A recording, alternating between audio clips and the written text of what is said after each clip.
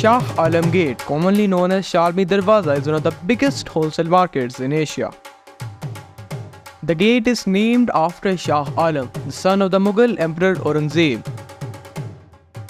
Previously, it was called Bherawala Gate. Shalmi Market is the hub of trade in Lahore. Businessmen from all over the city purchase their goods from Shalmi. It has a reputation for being a humming commercial center where a wide variety of goods and commodities are purchased and sold.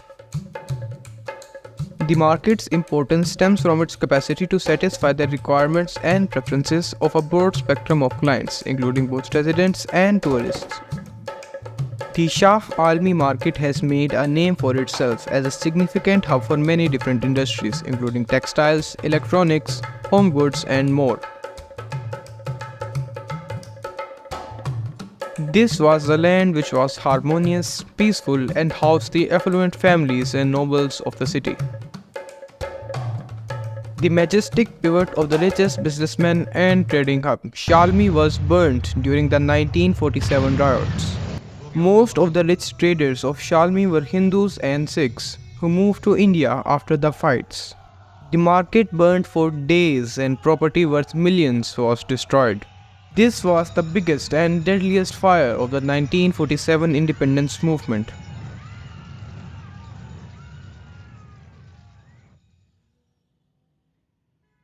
Just outside the Shalmi gate is the famous Masjid Shabbar. This mosque has a unique and fascinating history. In the year 1917, a Muslim traveler arrived in Lahore for the purpose of trading. During his time there, he found solace in prayer upon an 800 square feet plot of land. Since the area had a Hindu majority, they were outraged and took the matter to the British court that a mandir should be built here. The Muslims also urged for the construction of a mosque.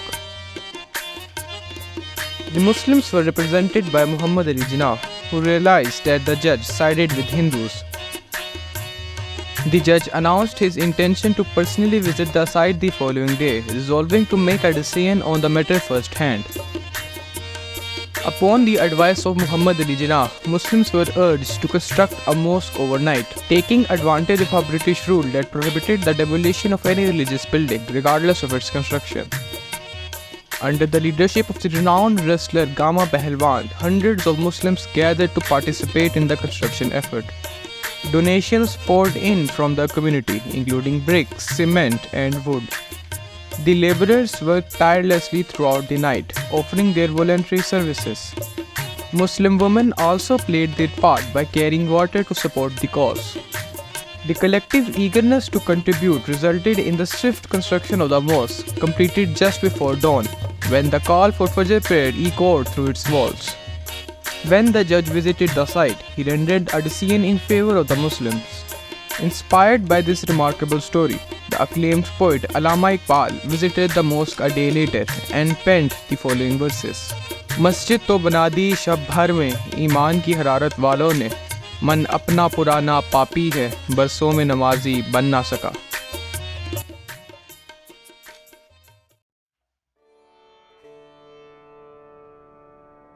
Namak Mandi, or the salt market, was the biggest center of salt of the subcontinent during the British era.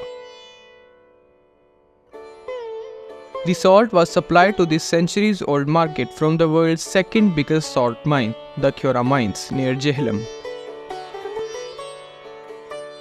Salt was transported to the entire country from this market.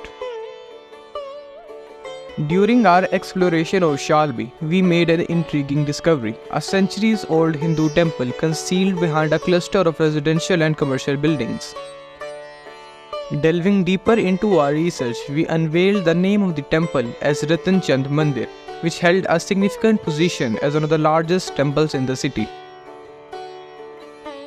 Adjacent to the temple, there used to be a sacred pond where Hindu rituals were performed.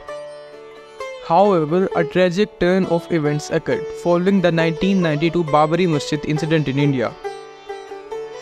Some misguided individuals launched an attack on the temple, attempting to demolish it.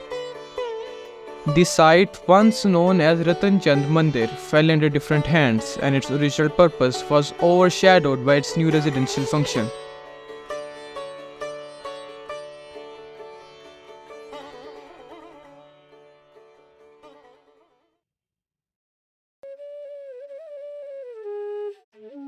एक ही सफ में खड़े हो गए महमूदो अयाज, ना कोई बंदा रहा ना कोई बंदा Nawaz.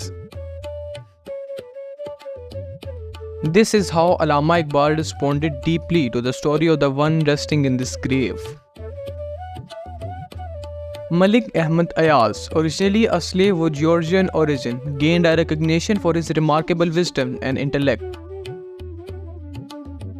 Following his owner's bankruptcy, he was sold to Mahmud Ghaznavi, the founder of the Ghaznavi dynasty. In an era when slaves were typically sold for 200 dirhams, Ayaz's exceptional qualities commanded an extraordinary price of 1 million dirhams, highlighting his exceptional worth in the eyes of Mahmud Ghaznavi. He became the first Muslim governor of Lahore in the year 1021. Ayaz is considered to be the father of modern Lahore. He built important buildings and stressed the need for education in the city. His tomb and garden was destroyed by the Sikhs during their rule of Lahore, and the tomb was rebuilt after the partition of British India.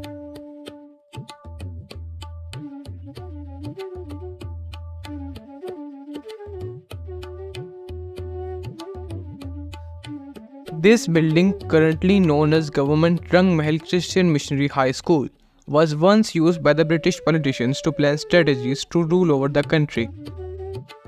But now it is used to provide education to the children.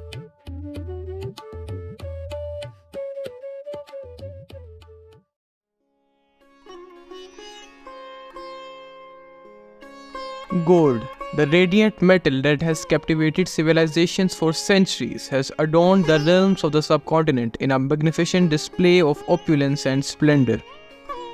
The Suha Bazaar is the biggest jewelry market of the city. Despite being in the narrow streets, the skills of the local craftsmen have maintained its significance. May the history of Shah Almi Gate serve as a source of inspiration for the future generations.